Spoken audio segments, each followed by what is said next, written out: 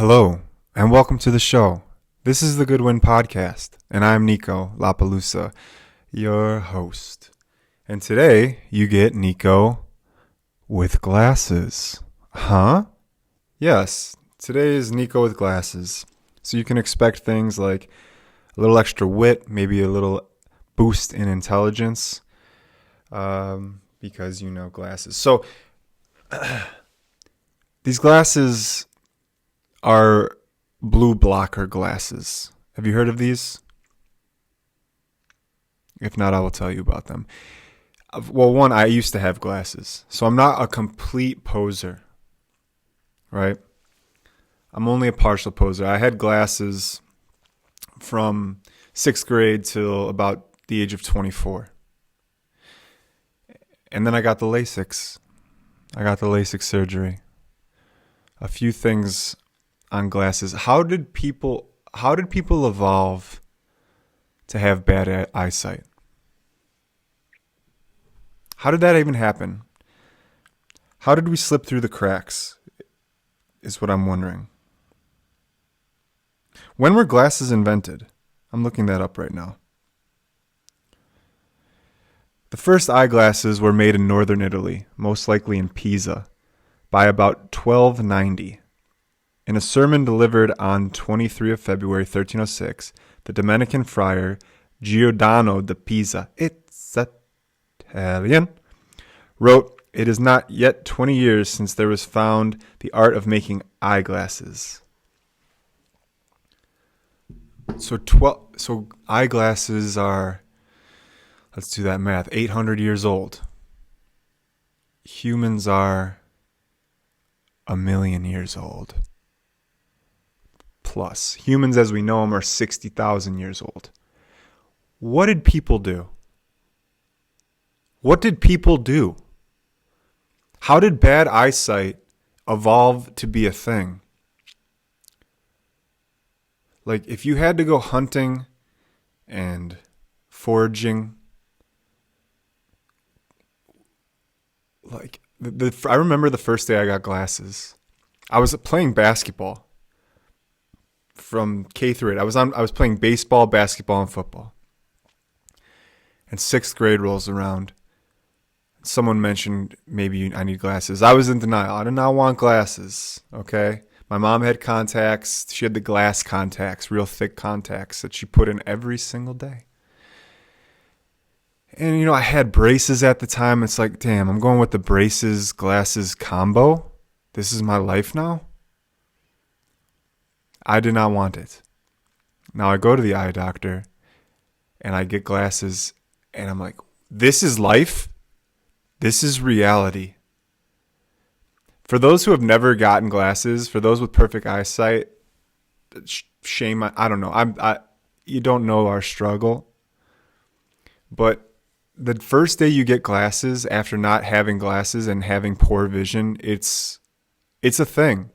I've seen videos where people who are colorblind their whole life get like the certain glasses that restore their color, that shows you what the world is like without your color blindness, and it's like weeping every time. There's weeping in every video that I've seen. And I didn't go as far as that, but I remember like thinking, I've been playing basketball and baseball with a handicap for like 5 years. Or however long my eyes started to degrade. Like, was my eye vision bad from the jump? When did it happen?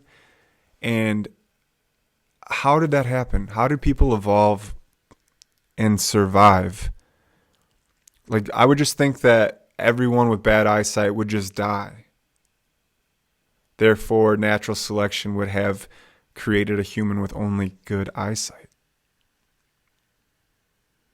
It really does. It makes no sense to me. How did evolution miss that one? Miss eyesight. So I get glasses. A whole new world. By the way, I was playing baseball, like travel baseball, and I was a catcher. Meaning I was having kids throw 60 mile per hour fast. They're not throwing that fast. Actually, we had a kid that threw pretty good. We were a state championship team. We had a kid throwing like 70 or 80, and I was his favorite catcher. I was good at blocking the ball. And how did I do it without seeing? Playing with a legitimate handicap. You get glasses, it's a whole new world. It's like leaves are individual. I thought a tree was just trunk and the leaf was trunk and leaf. I didn't know there was delineation between composing leaves. I thought it was just a formality. People would pluralize leaves. I thought it was like, yeah, leaves like there are trees. One leaf per tree. So to see like, oh my God, there's fucking branches and the net isn't just a solid piece of cloth hanging on a basketball hoop. It has like a pattern and a design. It was a whole new world. A whole entire new world.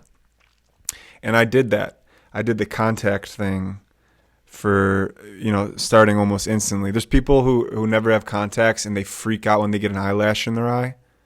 Ew, this is a pussies.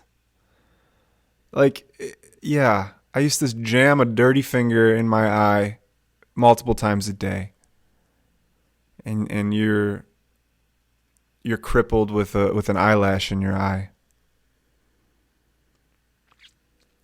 It was a small nightmare, contacts, especially now having come out the other side with having LASIK, which I'm not fully recommending, and we'll get into that a little bit, but the ease it's brought to my life, not having to put my finger in my eye every single day. There's a thing. And I had some eye problems, man. Like, I remember swimming in a lake when I was 12, 14, something like that, and bacteria, opening my eyes underwater, and then the bacteria getting behind the contact, and then I had like an ulcer develop on my eye. I wore an eye patch, motherfucker. I wore an eye patch when I was 14. Being 14 was the worst. I know it's the worst for everyone, but it was the worst for me. Being 13 and 14. I had a severe head injury. Lost, my ear got ripped off of my head. Not fully, but down to the hearing canal. Like, it was just hanging there. That's another story. And then broke, and in that same accident, I broke my arm. It was a motorized vehicle accident. Fell out of a moving vehicle, onto some cement. Messed up my face, ripped my ear off, broke my elbow. And broke my ankle that year trying to snowboard on a sled. And got a ulcer in my eye from wearing dirty contacts. So it wasn't popping for me. That first cycle of 13, that beginning of a new era of 13 years. And just having glasses, changed my life, though. Being able to see, and man, LASIK is a fucking trip. You go in there, and it's basically, if you haven't experienced LASIK, you've seen Clockwork Orange, though. If you haven't seen Clockwork Orange, then you've seen the poster of Clockwork Orange, where the guy is sitting in a chair and his eyes are peeled open with like little prongs. Each eye is pronged open, and they spray your eye with a numbing agent, and they keep it wet somehow. And then you have to look into a fucking tube, this like huge fucking x-ray tube, and then they laser and trim your retina so that you can see, I guess. Now, most people, it's not a big deal. But for me, it was a big deal. It was like extreme pain that day. And it actually tripped me out and spiraled out of control, which I don't want to get into right now. And then it was as easy as that to stop wearing glasses. It was easy as that to stop putting in contacts. It was fantastic. But now, 10 years later, having LASIK 10 years later, vision's a little blurry, and sometimes, particularly reading screens. Yeah, like reading the TV, like if I'm trying to scroll looking for a movie, reading the description on the TV sometimes doesn't work. Hence, Niko with glasses right now. So these glasses aren't corrective, but they're blue blockers. And I don't know how much I can still see the color blue. So they're not that effective. And for those of you who don't know, blue blockers, the idea is there's blue light emitted from screens. And blue light, taken in through the eye, messes with our circadian rhythm. The sky is blue during the day, and it is black during the night. So when you see blue light, it triggers your brain to be awake, to be alert. So when you're taking in screens in the nighttime that's emitting blue light, you're like messing with your circadian rhythm. So your brain is in this awake mode. It's still daytime mode when you really should be winding down for sleep. So the blue blockers, they block this blue light so that you can, I guess, maintain a normal sense of circadian rhythm. So you're supposed to be wearing them at night when you're taking in any screens. But I've been wearing them when I'm taking in screens just in general. And I don't know how much I'm buying into this. It seems like a little bit of a fad type thing. A little bit. Like I said, still seeing lots of blue in the sky right now as I look out the window. Definitely doesn't block all the blues. If anything, there's just like a slight yellow tint. So I don't know, to be determined. They were a gift for Christmas. So I appreciate it as a gift, and that's why, I continue to wear them as such. And if you never got glasses before, or you've never had corrected lenses, you're an elite human. You're probably the next step of evolution, and for that, I don't appreciate you. I don't value you too much. Now, if you have perfect vision and you're wearing fake glasses, fuck you. No, it shouldn't be that dramatic. It's not that dramatic. I'm on one in a little way today. There is such a thing as style, but to take someone's, handicap, because having poor eyesight, it is a handicap. It is. Like, no one's wearing a knee brace for style. Like, oh my God, that neck brace looks so poppin'. Thanks. Yeah, I don't need it. But I just like the extension it gives my neck. It really breaks up the line from my torso to my face. It really frames my face quite nicely. Oh my God. That back brace is so fleek. No, that's a bad joke. We're not going anywhere with that. I think there's something there, but it's like glasses are medicinal. They're a correction of a literal defect, which I still don't understand how evolution allowed bad eyesight to slip through the cracks. Because I had that -2 eyesight. But I know people with like -13, like you are legally blind without your glasses. How did you make it? How did nature let this happen? Someone answer me. I need to know. And this all the way up until 1250 or whatever we said. It seems impossible. It's such a debilitation. And it just doesn't, I don't understand why people, glasses can be stylish and therefore people will wear fake glasses in a sense of style? And why did glasses be associated with intelligence? Which I'm guilty of today. I think I started this podcast by saying you can expect a little more intelligence, which was a joke. It's not going to happen. That would be wishful thinking on your part. But if anything, it's like, oh, you are a less evolved human with worse eyesight, which we won't judge you for, because in 2020 we don't judge people on the outside for anything unless they're a white male or a male. We're not judging people on the outside. There is no spite there. I'm on one, and I'm trying to be a little silly. Anywho, it's like, why did glasses be associated with smarts? It's like, it should just be seen, if anything, as like a form of weakness. It's like, oh, you're less ready for a fight. You get punched in the face. Oh, my glasses. The glass shatters. And you're down.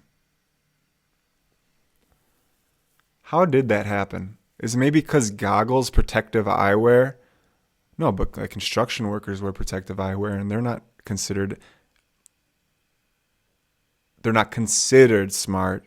Not that they aren't, because I think construction, being able to build houses, being able to recognize geometry, recognize strength and structure, there is an intelligence there. And I come from a long line of construction workers. I don't get it. I don't get how that stereotype took off.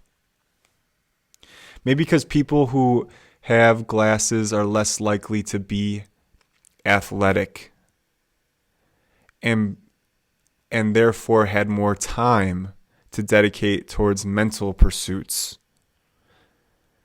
And with that extra time dedicated towards mental pursuits, there just happened to be a trend of more people with glasses were in this more intellectual fields because they were debilitated in physical fields. Because it is a debilitation, we know that. Hey, that's a sweet knee brace. Oh, that's such a cool knee brace.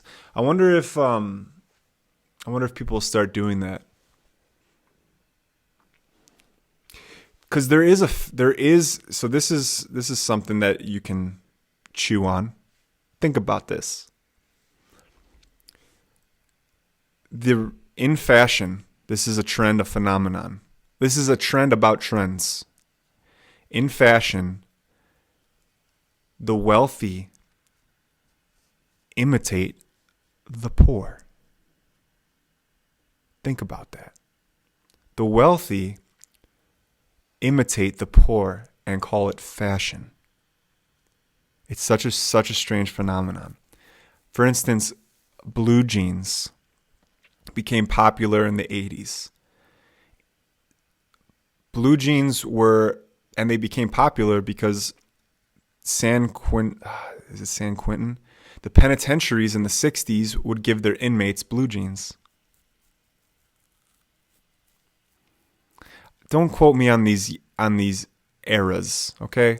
I don't know if it was the 80s where blue jeans became popular. I picture like Fonzie in the 60s wearing blue jeans and that being a cool thing of some sort. But I did hear that blue jeans were first worn by prisoners, and then that style was taken by fashion industry and made popularized. All you need to do is look at Yeezy's brand. Homeless chic. Now, I'm kind of guilty of this. I was told about this trend, and I think it impacted me so much that I did start wearing more baggy, like beat-up clothing, like clothes with holes in it. That's a 2000s thing. Jeans with holes in it. That's an example of fashion imitating the poor. Tethered clothing was because you didn't have other clothing and you had to wear the clothes with holes in it. It's such an interesting phenomenon, the rich imitating the poor and then putting a rich price tag on it. It's actually quite fucked up. So if you want, this is exactly, I called face tattoos. I wish I started a podcast 10 years ago. I called face tattoos. And I said, maybe this hasn't happened yet. I said, we'll have a politician with face tattoos by 2040. So now you can mark it.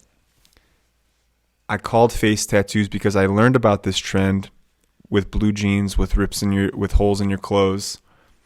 And I started to realize, face tattoos. These are on tattoos in general. Tattoos started in, well, besides the sacred lineage of the Maori people and like certain Asian cultures using tattoos, classic American style tattoos originated in prisons. And now, look, I have tattoos as well. There's an imitation there. People get tattoos that don't have to go to prison. They became cool. They became popularized. And this trend is everywhere. So what is the trend of the future? You might be able to have a better perspective on this than I am. Maybe, I don't know, tents, tent living. Van lifestyle is already a thing. That's not really fashion. That's more of like a minimalistic approach and romantic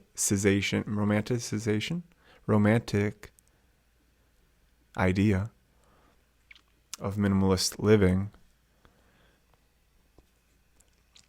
So maybe you can predict the next trend.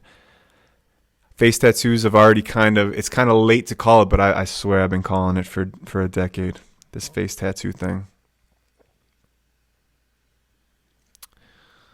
Post Malone. Tekashi 69. What is Tekashi 69? I haven't dedicated. You know what? We won't go there. We're not going there today. I don't see. He's just a guy that's caught some sort of trend and popularized his platform. There is something I want to talk about a little bit, and we'll flesh this out. Pun maybe intended. I do want to go in a little bit about this and kind of see where it goes. So in 2020, I don't see how this is still possible. And I don't see how these people are getting off the hook. And I had this debate last night. I was having dinner with my parents, and it came up, and I was shocked the stance they took.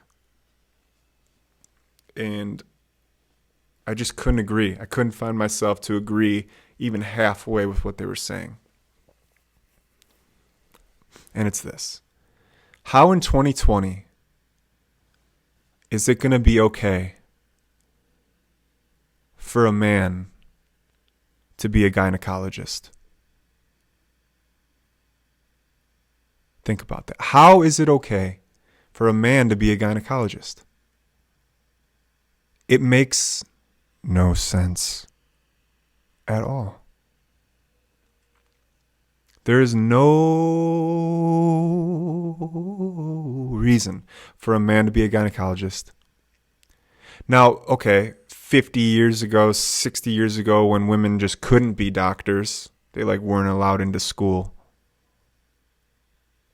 Someone's got to do it. But okay, let's unpack who's the guy that goes to medical school and he's like, okay, I understand having a passion for vaginas. I'm quite a connoisseur myself. Sorry about that. No, I'm not. I love vaginas. I do. But I love them in a way that not that I can't heal them. Right? I don't have the audacity to tell a woman about their vagina, no matter how much I've researched, no matter how many educational films I've watched on the vagina.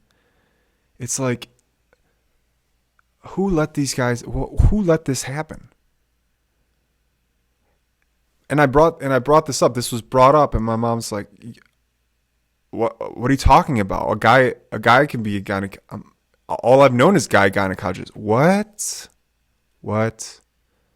Now it actually gets a little bit weirder in my family. My dad's great uncle, great cousin, second cousin, delivered me, my sister, and my brother from my it stayed in the family. My dad's uncle is my mom's was my mom's gynecologist. How awkward. And who's letting these guys be gynecologists? You're in medical school, and what do you want to be? There's a decision you make where you become a specialist, and you have to decide which route you're going. And I just picture the guy who's like, they're like, which area do you want to work on? What do you want to specialize in? And he's like, vaginas? Looking around to see if anyone's gonna scoff at him and tell him he's being ridiculous. He was brave. He wanted to be, to be in the vaginatological field, but he was afraid to say it. And he's vaginas? And then the people are like, oh, okay. And he's like, oh, I can't believe I got away with that. I'm going to be able to look at everyone's vagina. I'm going to be looking at 100 vaginas a day. I made it. This is what I've been praying for since puberty. I can't believe they're not busting me. It's like, how are we allowing these guys to happen? Mom's like, it's no big deal.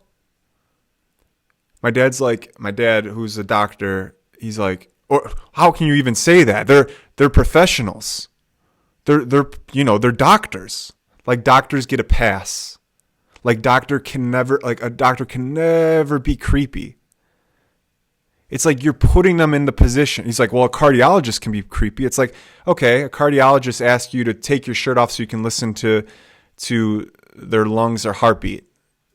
You don't have to take a shirt off. You can reach under the shirt, put the stethoscope on the back, listen to the heart. So let's say but like a gynecologist, take your pants off and spread them. You're in. You're already in. The chance for trauma is already there. You're at the doorstep. Literally, you're at the doorstep. Like, the chance for a hand doctor, an orthopedic surgeon, to get in, to take your pants off. Well, my pain's in my wrist. A gynecologist, take your pants off. Okay, you're already there. And we're not having even gone into, guys don't have vaginas. Hey, how are you going to be able to tell me about there's no ability for empathy. That's like men running tampon companies, which they do, which is also fucked. How is this happening in 2020? Doesn't make sense, doesn't add up. That's like me writing a book, the third trimester and what to expect. It's like, who are allowing these guys to be gynecologists? This has to stop. This has to stop. Now that women can be doctors, which they always could have been, but now that they're allowed to be, it's like, this doesn't happen.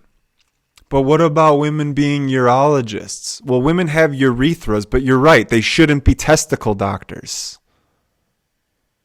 It just doesn't add up. You can't read yourself into, like, my mom's like, well, you had an oncologist. Was it okay that he didn't have cancer? Look, yes, that's okay. But that's a degree of separation. I don't need my oncologist to have cancer. That's not fair to ask. It is fair to ask for a gynecologist to have a vagina.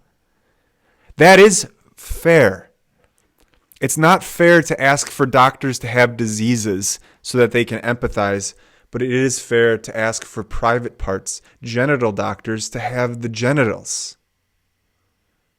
It's not the same. Like, how is a guy going to tell you about your period? How are you going to put a guy in the position to tell you of authority, to tell you about your period, about your cervix or whatever?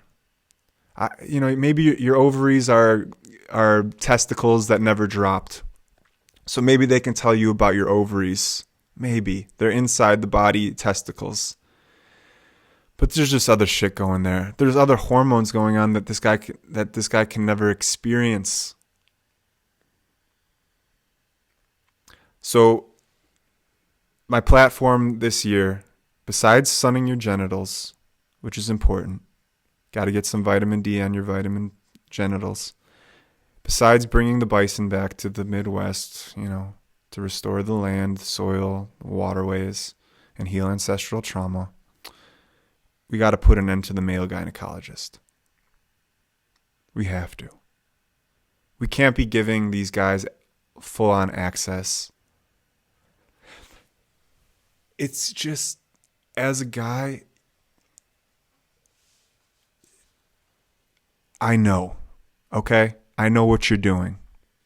We all know what you're doing, and we don't like it. We all know what you're doing, and we don't like it. And if a woman, maybe a woman wants a male who's the woman that wants a male gynecologist? Can't you get affection somewhere else? I'm not talking of maybe get a massage from a man. I don't know. It's just ridiculous. This is 2020 we're living in, and there's male gynecologists. But it's not fair. I'm very passionate about vaginas. Yeah, me too, okay? And I'm going to do it the old-fashioned way. I'm going to learn how to talk to women. I'm going to learn how to court them so that they, share their vaginas with me by their own accord. I'm not going to backdoor trick them into getting a yeast infection and then having to come crawling to me.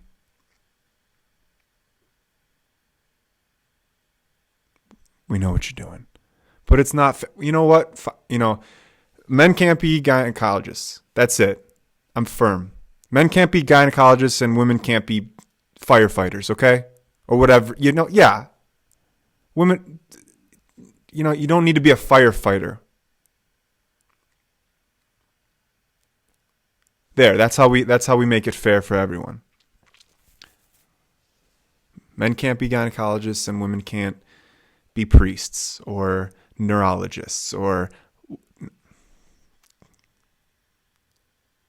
astronaut, whatever, firefighters, military personnel, police officers, CEOs of companies.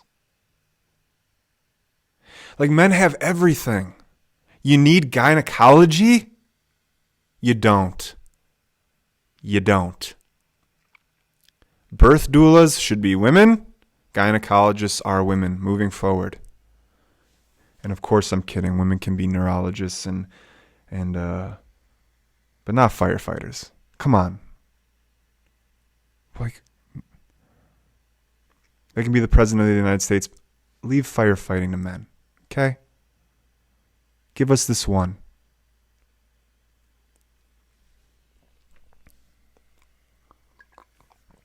It's just ridiculous. Okay. So the rant is over. So I'm going to do a little answering comments. A little bit of comment answering. A little bit of comment answering. This is my latest video. Things I wish I knew before 30, part 32. Haven't looked at any of these comments yet. So, yeah. We'll go in. So for those of you who don't know, this video is about how anger can't be suppressed. How there's been a suppression, any emotion completely suppressed leads to resentment. It leads to stunting your growth. It leads to heart attacks. It leads to disorder in your system. So I point out the fact that there is a positive way to use anger or to express anger. And there's also a negative way. There's certainly a negative way to express anger. There's no doubt about that. And that usually involves blame. It usually involves guilt. It usually involves violence.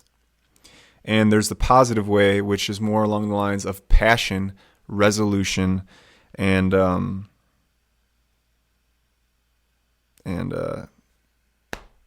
etc.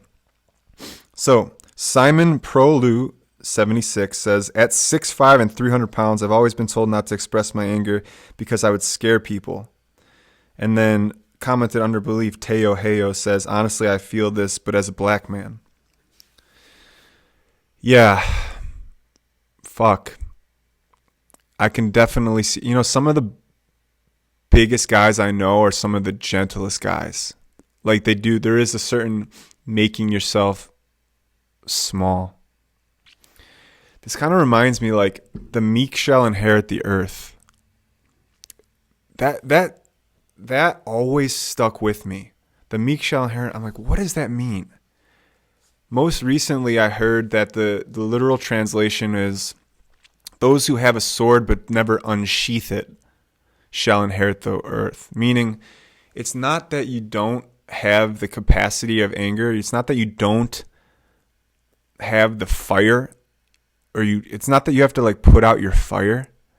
It's the fact that you can let it burn without burning others. Like that seems to be a really, really important thing. And look, I can't speak as a black man. I can't speak as a 6'5", 300 pound. I can speak as a slightly above average man with a certain amount of tattoos. And I have definitely felt being a man around, walking by myself, traveling by myself, being a man, and like entering certain social situations where like the guard is just a little bit higher because I'm a man. That is something. There is a power that we hold as men that people will try to cut you down instead of acknowledging the power and acknowledging it through love because they're just afraid at your presence. To that I say there are people that will build you up, like that aren't afraid of you, that will allow you to express. At 6'5", 300, crossing that physical barrier, expressing your anger through physical means, that is pretty particularly dangerous. Black has nothing to do with it. I know some really good fighters who are black. I know some really good fighters who are white. I know some really dangerous people of all sorts of colors. And yeah, that racism and social stigma is a real thing. And I definitely don't have answers, for all these things. Do find a way to express your fire. Because expressing anger doesn't even mean raising your voice. It could mean an intensity in your eyes. It could mean a certain lighting up of your brain. It could mean a speed of which you're speaking. There could be a fire or an aliveness. It can maybe be redirected into an aliveness as opposed to a thrashing about.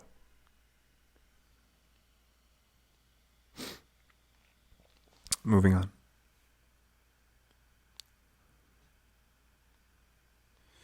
Please share with us a way to express anger in a positive, healthy way. That was by Anikisa Rasnicki.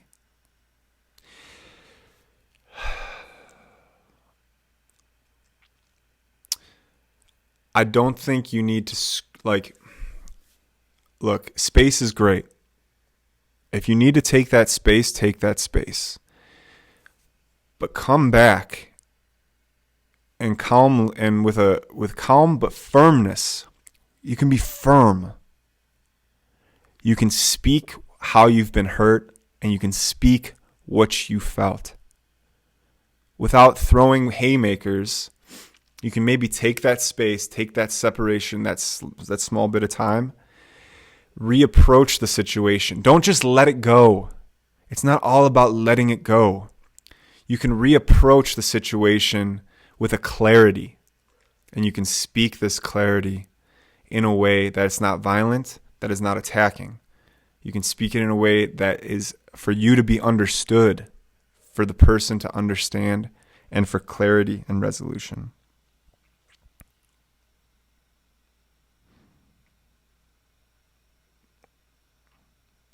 A lot of people are asking for examples to do this. I feel like that's the best. That's the best way to go. All right. If he Nelsie. 2. Have you talked about using your phone as a distraction instead of feeling emotions?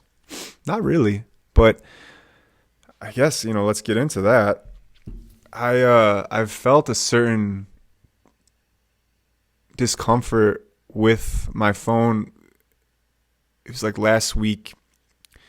I was having like 5, not bad days. They were bad days. 5 bad days that I couldn't seem to spiral up. I was still like showing up to the gym, trying to work out, and like I was fasting. I was off food for 5 of those days, or for 4 of those 5. And I'm sure that contributed. A lot of things came up. Listen to the last episode. I was ghosted by 5 or 6 people, and like I was feeling down socially, and I would find myself going to my phone and just like kind of hating the experience. Just hating the experience. And then I'd get myself to put the phone down. And man, the phone is so strong. The technology is so strong. Some days it's just so out. I'm just so out of my mind to reach for the phone.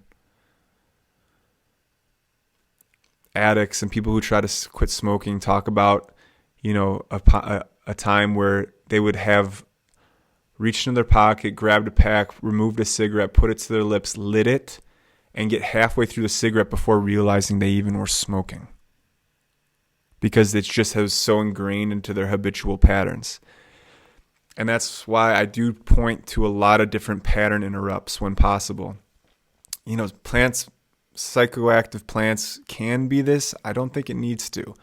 Like, there are pattern interrupts that you can impose habitually to just bring awareness to these addictions. Like just the 3 breath pattern interrupt.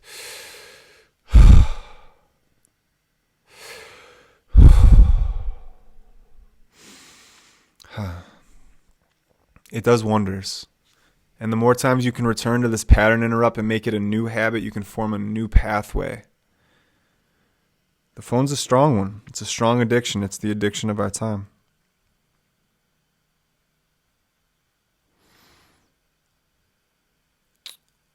Zay Persidal says, I try to be peaceful about my anger. It used to be bad, but over time I learned to remain calm. I think that's it. I think there can be a calmness, an intensity in calmness. You can be intense, but not violent.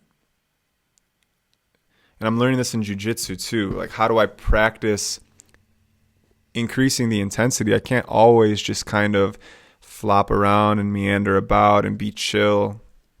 Like, sometimes I want to test myself. I want to increase the intensity, but I don't necessarily want the violence. Like, I want to practice at an intense level. Jiu-jitsu is great because you're not getting taking punches to the face at full force. You can have intensity in grappling and you can practice every day at an intense level. That's part of the beauty of jiu-jitsu. And I'm learning how to maintain intensity and I'm learning where the line is when it crosses over into violence or wrath or no longer fun, like dominance and anger. Today, actually, there was a white belt, and he's a new guy, young kid, 19, and it's been like his 5th day. He's been coming through, which I'm really happy about. And every time I would just kind of not let him win, but just not impose on him. Basically play open guard. So start on my butt, start on the bottom, try to let him not let him pass either, but establish grips and just use his momentum against him. Like kind of do the gentle weight style of jiu-jitsu where really I'm using all of his body weight against him, sweeping him, and then taking submissions as they're given, not forcing them. But today, today, I was enlivened because a brown belt is competing, and he asked me to help him train for the competition this weekend. So we started from our feet, and we just went for it, and we were keeping score. I actually won. I won 7-5, and that kind of enlivened me. And then I rolled again with another person, and I was like going for it. And then I came to this kid, and I'm like, well, I've been easy on him these past 10 times we've rolled over the past 5 days, and it's like I was lit. So I was just getting my grips, throwing my sweeps, sweeping his legs, getting on top. And I think at one point he was flailing and like caught me with an elbow or a knee, and that was enough for me to like inflict a little bit of pain. A knee to his throat, knee to his face, like just really using my strength, using a little bit of strength, and I caught him on like 8 or 10 submissions, just kind of going buck wild. I'm not bragging.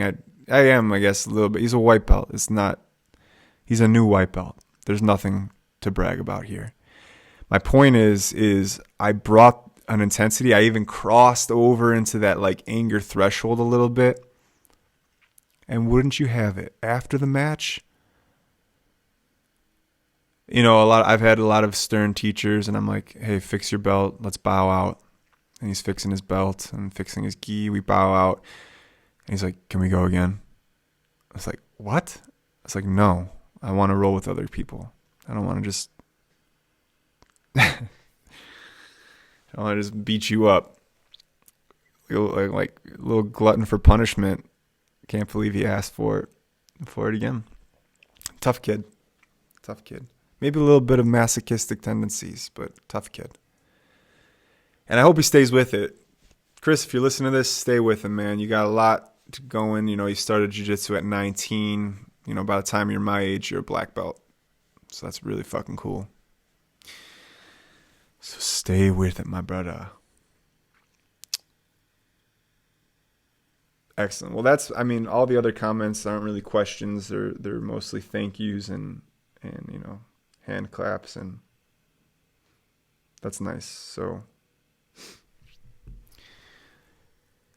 we'll end it there. Thank you guys so much for being there. I hope you enjoyed this episode. Yeah, appreciate it a lot. If you like the show, leave a review.